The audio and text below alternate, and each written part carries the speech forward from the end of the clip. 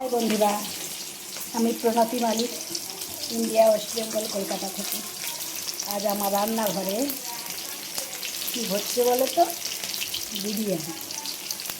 পারি না অত সুন্দর, চেষ্টা করছি।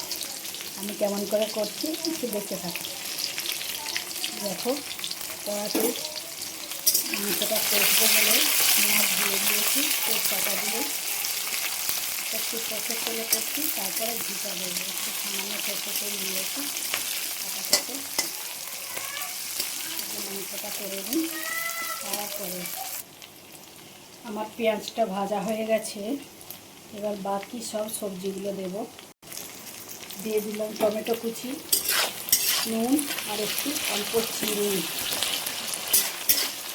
কারণ কি, আমার যে চিকেনটা ম্যারিনেট করা আছে নুন আর লেবু, পাতি লেবুর রস দিয়ে এটাকে এরকমভাবে রেখেছি। তো এটা একটু চিনি না দিলে তার টক ভাবটা যাবে না, সেই জন্য একটু হালকা হালকা চিনি দিয়েছি। দিয়ে এখন এটাকে খানিকক্ষণ মশলাটা তৈরি করব। নুন দিয়ে দিয়েছি, টমেটো দিয়ে দিয়েছি পরিমাণ মতো, সব কতটুকু নুন লাগবে পরিমাণ মতো, অল্প চিনি দিয়েছি। এবার দেব পেস্ট করা কাঁচা লঙ্কা, আদা আর রসুন। এই মশলাটা এবার ওতে দিয়ে দিলাম রসুন, আদা আর কাঁচা লঙ্কার পেস্ট। একটু ভাজতে থাকবে এটা। মশলাটা একটু হলুদ দিয়ে দিলাম, হলুদটা তো লাগবেই, হালকা হলুদ, যেহেতু বিরিয়ানি হয়ে বেশি হলুদ দিলে তারপরে হলুদ ভাব এসে যাবে, সেই জন্য অত হলুদটা দিইনি। একটু মশলাটা ভাজা হোক। বাটনা ধোয়া জলটা দিয়ে দিয়েছি, একটু জলটাকে শুকোবো কড়াতে।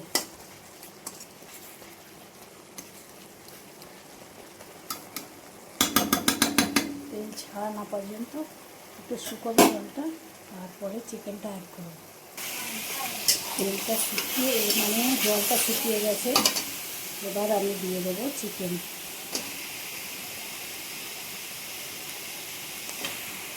ভালো করে নুন আর পাতিলেবু দিয়ে ম্যারিনেট করে রেখেছিলাম, ভালো করে ধুয়ে নিয়ে আগে।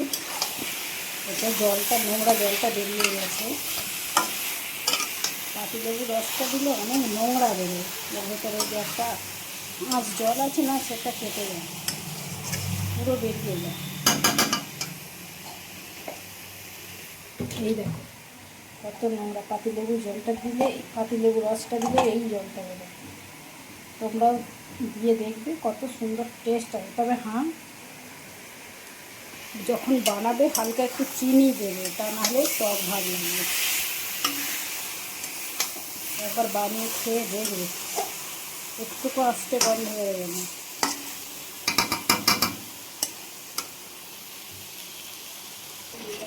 আঁচটা ঢিমে করে ঢাকা দিয়েছিলাম, কত জল বেরিয়ে গেছে দেখো বন্ধুরা। এই জলটা আবার শুকনো করতে হবে চিকেনে। আস্তে আস্তে করে এই বিরিয়ানি করতে গেলে একটু ধিমে আঁচে করতে হবে, তাড়াহুড়ো করলে হবে না। গ্যাসে যেহেতু, আর এমনি কাঠে হলে একবার দাও দাও করে ঝেলে দিলে, তারপর তাকে দমে রেখে দিলে ব্যাস, ভালো সুন্দর সেদ্ধ হয়ে যাবে। আর গ্যাসে যেহেতু একে কমা বাড়া করতে হবে আঁচটা, আমি কমিয়ে দিয়ে গেছিলাম, এখন বাড়িয়ে দিয়েছি। এবার এই জলটা শুকিয়ে যাবে, চিকেন থেকে যে জলটা বেরিয়েছে, তেল ছেড়ে দিলে তবে আবার একটু হালকা জল দিয়ে সেদ্ধ করে লাগবে। দেখো বন্ধুরা, মাংস প্রায় সেদ্ধ হয়ে এসেছে আর তেলও ছেড়ে দিয়েছে, যে প্রায় সেদ্ধ হয়ে এসেছে। এবার বিরিয়ানির চালটা অ্যাড করবো। বিরিয়ানি চাল না, সরি, ভাত 80% করে রেখেছি ভাতটা, এটাকে এবার এতে অ্যাড করব। আমি খানিকটুকু মাংস তুলে রেখেছি আর খানিকটুকু নিচে আছে, কারণ কি, ভাতটা দেওয়ার সঙ্গে সঙ্গে মাঝে মাঝে আর একটু করে দেব। বিরিয়ানির যে মেন পার্ট হচ্ছে ঘি, এবার ঘিটা একটু দিয়ে দিলাম। দেখো ভাতটা আমার 80% রেডি করা আছে। এবার ভাতটা আমি অ্যাড করব। এত বড় বড় দানা দেখো, এটা 80% করলে ঘাঁটে না।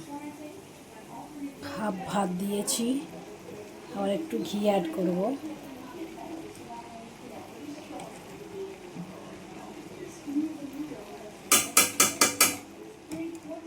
আবার একটু চিকেন অ্যাড করব।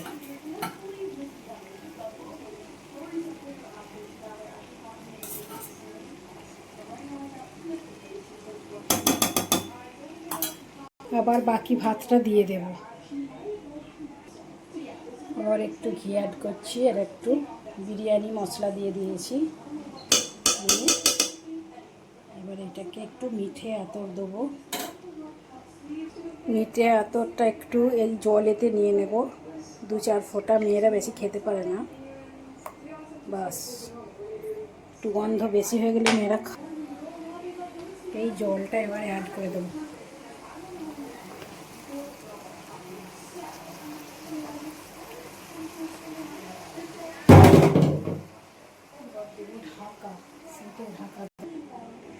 এই যে ঢেকে দিয়েছি।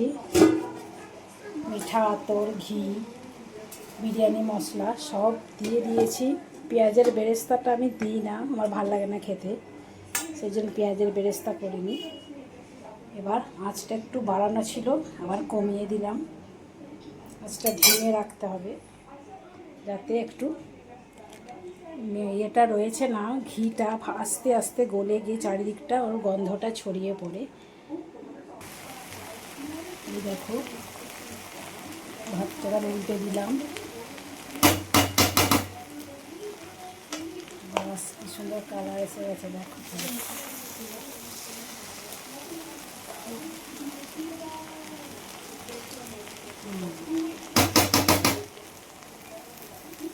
আমার বিরিয়ানি রেডি বন্ধুরা।